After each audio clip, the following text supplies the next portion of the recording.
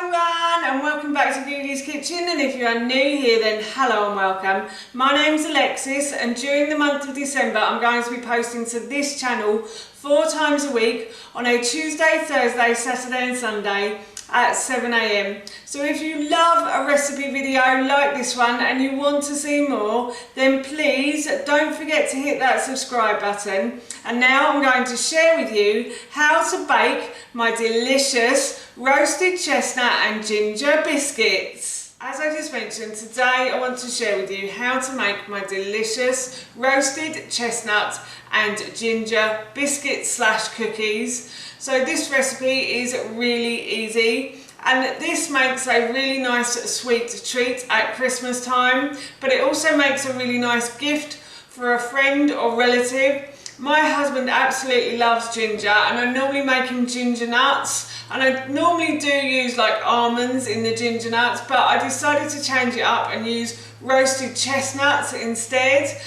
The results were really delicious. We all really love them, and as it's Christmas time and as it's time for cookies and hot chocolate, I thought I'd make some more today, and of course while I was doing that I thought I'd share the recipe with you. So here is how to make my delicious roasted chestnut and ginger biscuits slash cookies. Firstly, I'm going to preheat my oven to 200 degrees. My oven has preheated, so what I'm going to do now is I'm going to grab some chestnuts that I'm going to put into a baking tray, and I'm going to add some coconut oil to that. So I've got about 1 to 2 tablespoons of coconut oil, and I'm just going to put that into my baking tray. I'm just going to get my oven gloves because my tray is quite hot. I've grabbed my oven gloves and I'm just going to toss all of these ingredients together until the chestnuts are covered in the coconut oil. And I'm going to put these into the oven for about 25 to 30 minutes. I just want to say that this is a Pampered Chef baking tray and it works better if you put it in the oven first. This isn't an advert for Pampered Chef. I just really like their stoneware. So this is a stoneware baking tray and it helps to cook the food more evenly if you put the tray in while you're preheating it. So I'm now going to put this into my oven, as I said, for about 25 to 30 minutes. The chestnuts have roasted, so I'm going to set these aside and leave them to cool. The chestnuts have cooled, so what I'm going to do is I'm going to put these into my blender. And I'm going to add some oat milk to this. You can use any type of milk you like. I'm using oat milk because again I have a slight intolerance to dairy as well. So, and I find that this one is the best one on the market. Not that this is an advert for them, but I'm just going to use a little bit of milk and I'm going to cover the chestnuts in the milk. And now what I'm going to do is I'm going to blend these ingredients together until these are smooth and form a puree. The chestnuts have been pureed in the blender, so I'm just going to transfer them to this bowl, and then later on I will use them when I cream the butter and the sugar together. So I'm just going to continue to remove the chestnuts from the blender. Now that the chestnuts have roasted and I have blended them and made them into a puree, I'm going to start making the base for the biscuits. So in this bowl here I have about 200 grams of oats. These are gluten-free oats, but you can use ordinary oats. I just have a slight gluten intolerance, which is why I like to use gluten-free oats. So I'm just going to put these into my blender, and this is what's going to form the flour. If I don't spill it all over the place, I always do that. Right, so that's 200 grams of oats, and then in this bowl here I have about 100 grams of ground almonds and about 100 grams of rice flour as well. As I said, I have a gluten intolerance, so that's why I use rice flour, but if you wanted to you could use plain flour. That would be okay as well. And then I'm going to add a teaspoon of baking powder to this as well. So I've got 1 teaspoon of baking powder going in. And then I'm going to add about 3 teaspoons of ginger. My husband absolutely loves ginger, so I know that this is going to be well received if I put lots of ginger in it. But if you wanted to add less, then you could, or if you wanted to make it even more gingery, then you could as well. Just got to break this up a little bit, like so. So 1, I'm going to say that's 2, and then that's 3, like so. And then I'm going to pop my lid on this. I'm just going to open the top, and what I'm going to do while I'm blending it is mix it from the top, and that way all of the stuff at the bottom gets mixed into all of the stuff at the top. If you don't do that, then it just tends to blend the bottom part and nothing happens. So I'm just going to blend these ingredients together now.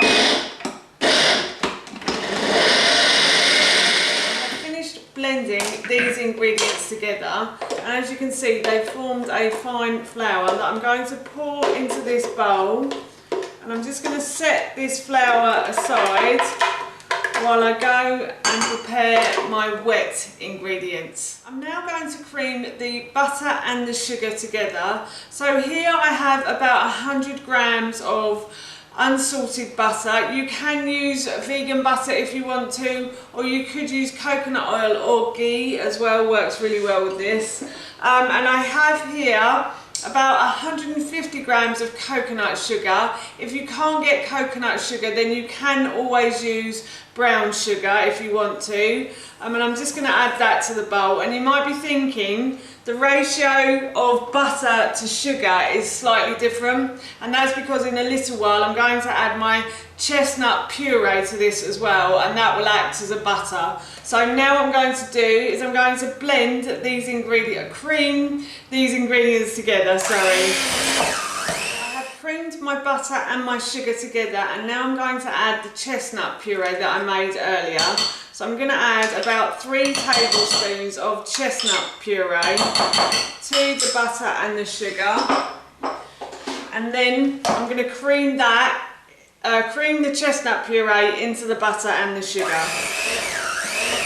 I've creamed the butter, sugar and chestnut puree together, and now I'm going to add my flour to the butter mixture, and I'm going to mix these ingredients together until they form a dough ball.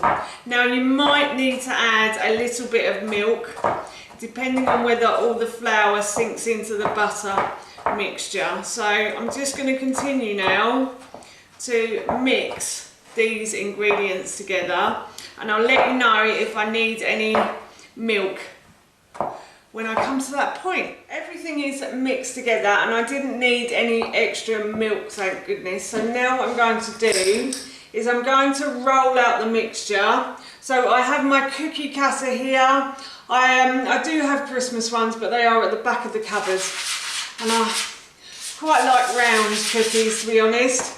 So if you want to use Christmas cookie cutters, then you can do. But I much prefer round ones, to be perfectly honest with you. So now what I'm going to do is I'm going to grab a piece of the dough with clean hands, and I'm going to roll it out on this board till it's about 1/4 or maybe 1/2 centimetre thick. The dough is slightly wet, so you may need to add a bit of extra flour. I don't think you're going to need any milk, but you may need to add extra flour just to stop it sticking to the rolling pin, basically. So I'm just going to add a little bit of extra flour, like so. And I've rolled this out, and now what I'm going to do is just simply cut out the cookies, like so.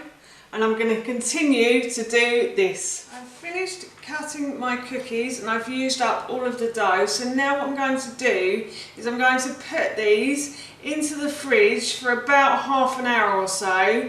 That way they will harden, so when I put them into the oven on cold baking trays, they should come out nice and crispy. I'm going to preheat my oven while I put these in the fridge as well, so I'm off now to put these into the fridge. I'm going to preheat my oven to 200 degrees. The oven has preheated, so what I'm going to do is I'm going to transfer my biscuits or cookies onto my baking trays. My baking trays are actually Pampered Chef baking trays, so while the oven was preheating, again I put these in.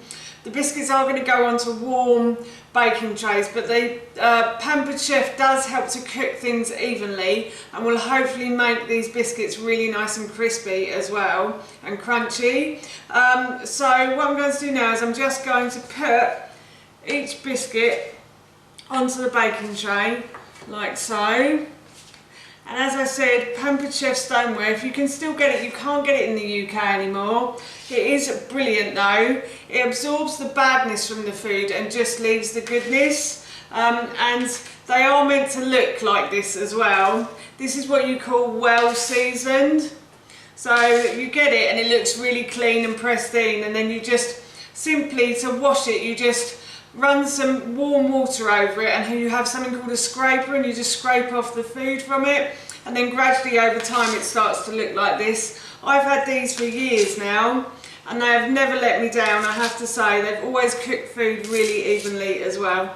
So I really recommend getting some stoneware if you haven't got any. But I now am just going to continue to put the biscuits or cookies onto these baking trays. So I've finished putting all of the biscuits or cookies onto the baking trays, and what I'm going to do now is I'm going to put these into the oven for about 12 to 15 minutes. These ones seem to cook slightly quicker than those ones do, so I'll probably put these in for 12 minutes and then I'll put these in for 15. And yeah, once they're golden brown you just take them out and leave them to cool, but I'll show you that at the end. The biscuits have been in the oven for about 12 minutes, and I put this one in first on the top shelf because this one often doesn't cook as quickly on the bottom shelf, but these ones have actually cooked quicker than the ones on the bottom.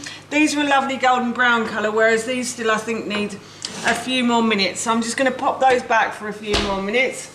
I'm going to take these out and leave them to cool. The biscuits have cooked, so what I'm going to do is I'm going to take these out of the oven now and leave these to cool as well. I left the biscuits until they have cooled, and now what I'm going to do is I'm just going to put them onto this cooling rack like so. As I mentioned earlier, these make a lovely gift for a friend or relative, but they also make a really nice sweet treat as well. They are great for kids as well, not too filthy, and yeah, they're just a really lovely biscuit really. My husband came down earlier and he was like, when they were uncooked and lying on the side, he was like, they smell really good. So yes, I think I've made a biscuit that's going to go down very well with my little family. So I'm just going to continue to put these biscuits onto this cooling rack. That's it. That's how you make my delicious roasted chestnut and ginger biscuits, and that recipe I will link in the description box below for you. I am going to be putting these into a biscuit jar later on, trust me. I don't think they'll last long in the biscuit jar, but I will put them in there. They smell so good. I think I'm going to have a couple of these with a cup of tea later on. So for now, that's it from me. Thank you so much for watching. Please feel free to give me a big thumbs up if you enjoyed this video. And please feel free to leave any comments below. And please don't forget to hit that subscribe button. See you all soon. Bye!